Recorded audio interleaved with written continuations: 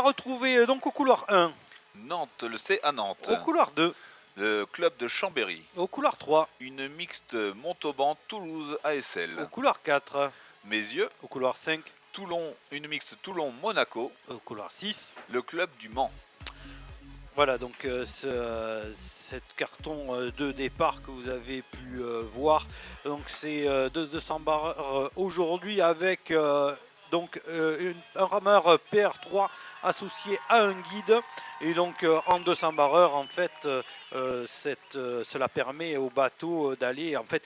C'est souvent le cas, c'est le rameur le moins fort entre guillemets qui fait la vitesse du bateau. Donc c'est pour ça que ces embarcations aujourd'hui sont présentes ici.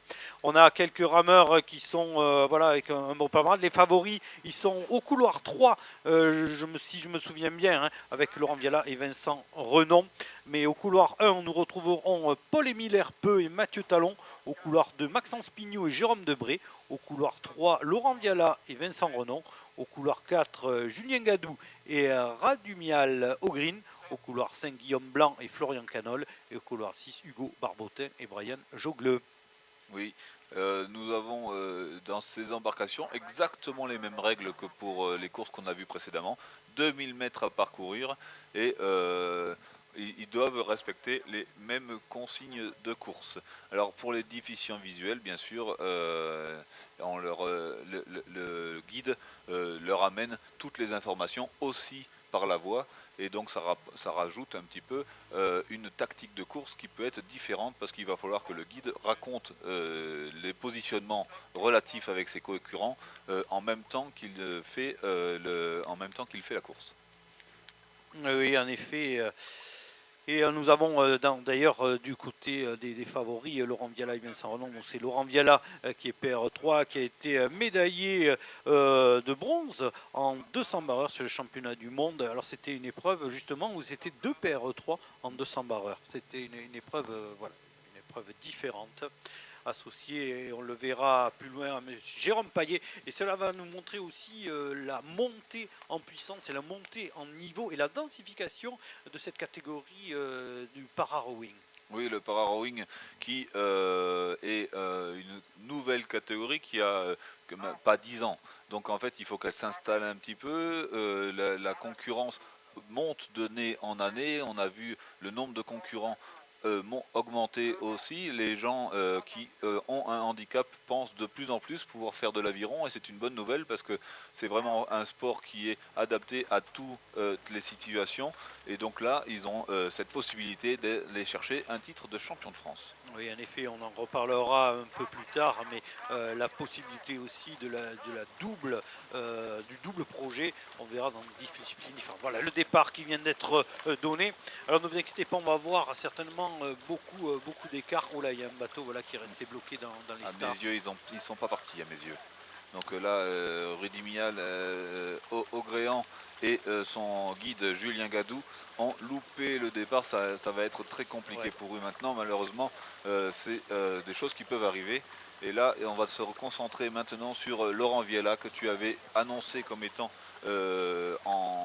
potentiellement le bateau favori. Et bien c'est confirmé dès à présent. Ils ont pris le meilleur départ et ils se dirigent maintenant vers une longueur d'avance sur Chambéry à côté de Maxence Pignou et Jérôme Bredet.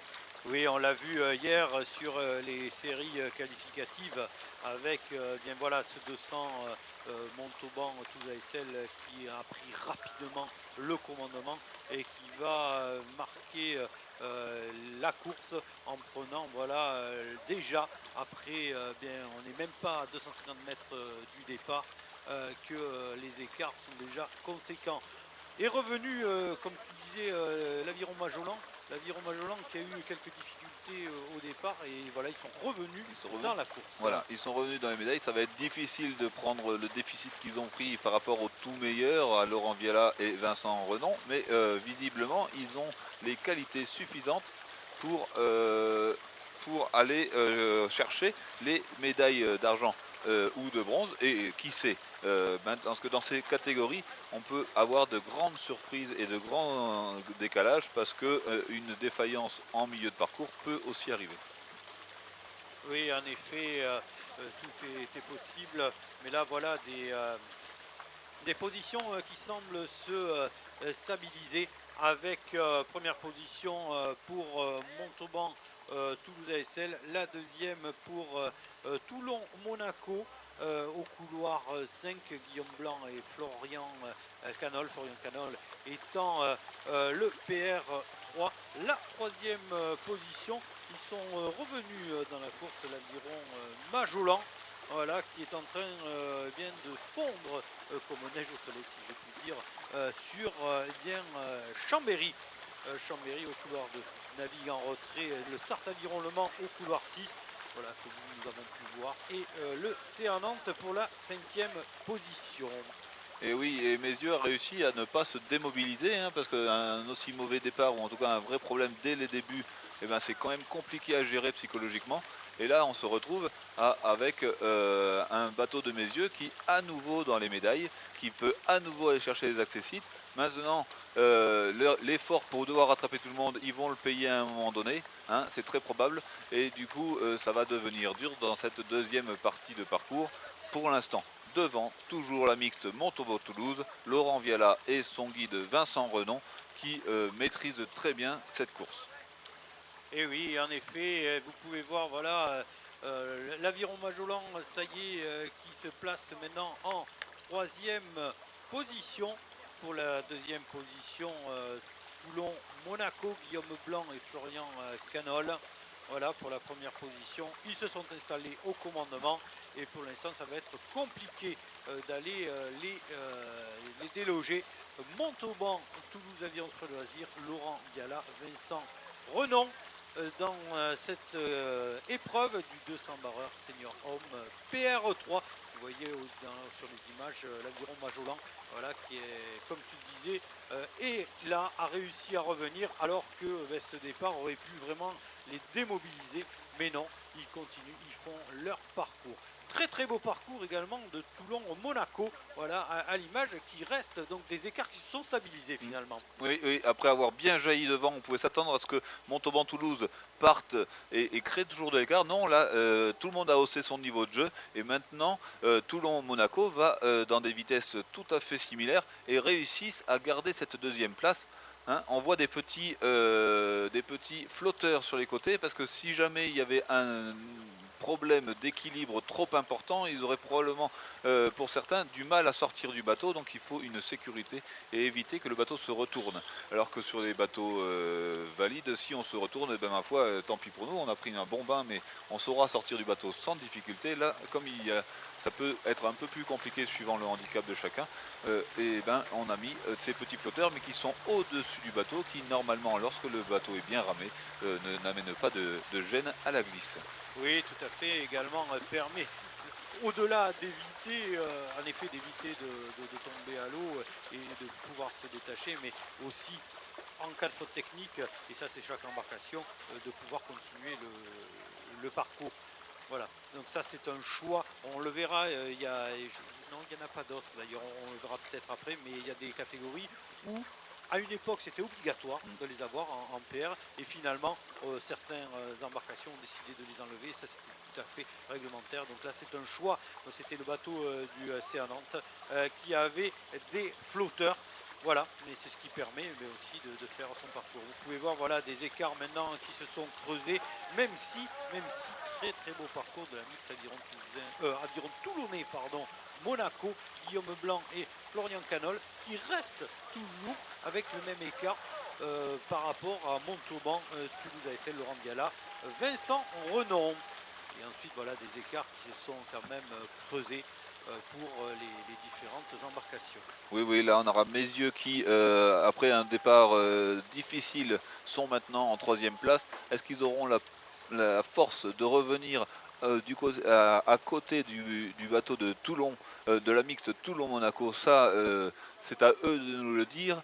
Mais voilà, on a 3 bateaux vaillants devant, avec une belle maîtrise du bateau de Laurent Viala et Vincent Renon, la mixte Montauban-Toulouse, suivi à l'entrée de ce dernier 500 mètres par la petite surprise du jour, la belle tenue du bateau de la mixte Toulon-Aviron Monaco, qui fait là ici crânement sa chance. Là on voit une correction de trajectoire, vous avez vu, hein, ils allaient sur les bouées tribord, donc le rameur à la nage allait commencer à être gêné par les bouées qui sont des obstacles quand c'est comme ça. Nous les palettes sont pas très haut au-dessus de l'eau, et quand elles tapent une bouée, elles peuvent déséquilibrer fortement le bateau et empêcher sa glisse. Donc il faut vraiment rester au milieu du bassin, et c'est ce qu'ils ont réussi à refaire en corrigeant leur trajectoire. Et troisième, on a toujours Messieux.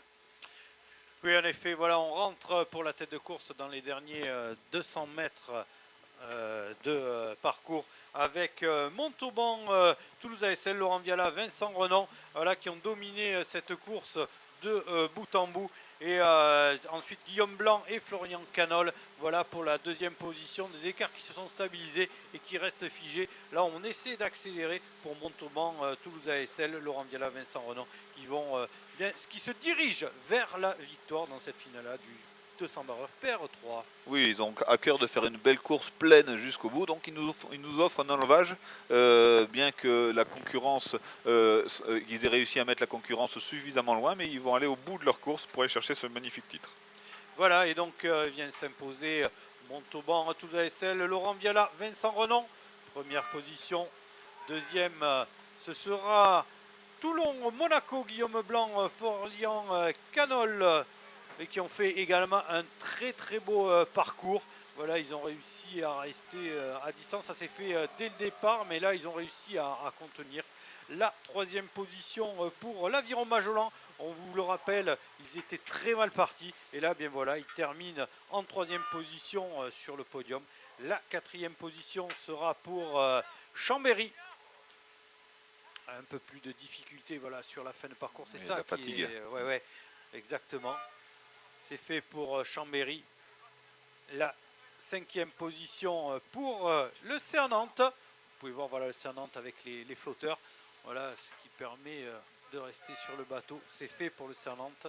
Et enfin, le Sarthe Aviron Le Mans pour la sixième position. D'ici quelques coups, voilà les oranges du Sarthe Aviron Le Mans. Les derniers coups de pelle dans leur bateau rouge.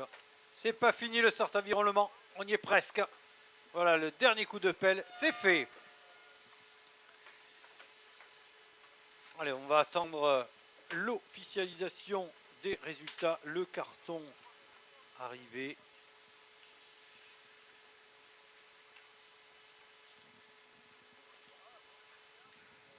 Voilà, d'ici quelques instants, vous voyez des courses PR3 qui ont été assez limpides sur ces 200 barreurs.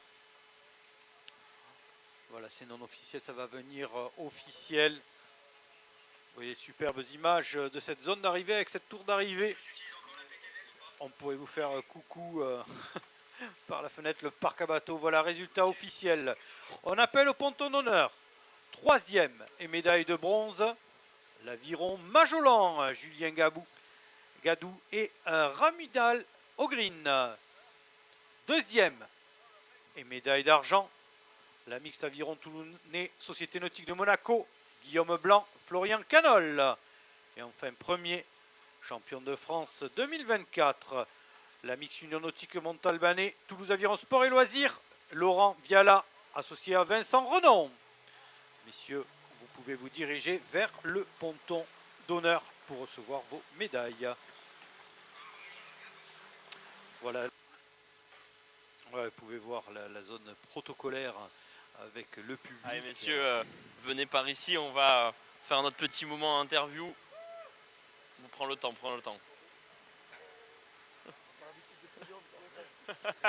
Et oui, il y en a qui sont moins habitués que d'autres au podium. Bon alors, bravo déjà, on va commencer par ça. Félicitations, quelle course, superbe course. Comment on prépare une course comme ça? Alors, déjà, rechercher un coéquipier. Donc, je remercie les anciens entraîneurs de l'UN Montauban qui m'ont présenté Vincent. Je suis ému. C'est normal. Ça sent peut-être un mot. C'est un énorme plaisir, ça a été une super expérience de ramer avec Laurent. Il m'a apporté tellement de choses. Malgré le handicap, c'est lui qui au final il m'a remobilisé, il m'a réentraîné. Et après 30 ans d'aviron, au final j'ai réappris. Et c'était super, c'était génial. Merci Laurent. Voilà, après, je suis encore plus heureux d'être là avec Vincent. J'ai eu un épisode qui sportivement m'a fait mal. Professionnellement, j'ai été obligé de changer de club. Et étant listé sportif de haut niveau, il y avait un montant de 2500 € que mon nouveau club devait verser à mon ancien. Mon nouveau club était là pour me faire travailler, je suis coach d'aviron, et pas pour que je rame. Et donc j'ai purgé un an que j'ai perçu comme une injustice. Et vraiment aujourd'hui d'être là, c'est une revanche pour moi. Et grâce à ça.